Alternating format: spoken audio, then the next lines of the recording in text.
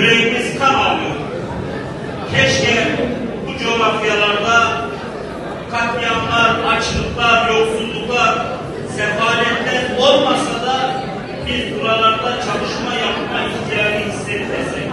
Ama maalesef uzun yıllardır gerek iç savaşlardan, gerek yoksulluklardan kaynaklı, gerekse dışarıdan saldırılardan kaynaklı maalesef buralarda acılar yaşanıyor. Bundan birkaç ay önce, yaklaşık bir ay önce Sudan'daydık. Eğer biz bugün Gazze'yi konuşmamış olsaydık, Gazze'de katliamlar olmamış olsaydı, Ya Rabbel Alemin, Ya Rabbi, bizleri şu anda şu sofrada buluşturduğun gibi kıyamet günü Muhammed Mustafa sallallahu aleyhi ve sellemin o Havz-ı Kevser'inin üzerinde de bizleri buluştur.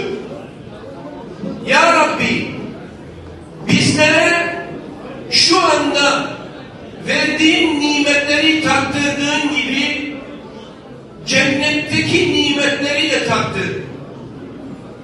Ya Rabbi, bizleri şu sofrada buluşturduğun gibi ümmetle bir araya gelmeyi, ümmetle bir arada oturmayı, ümmetle bir arada hareket etmeyi de nasip eyle.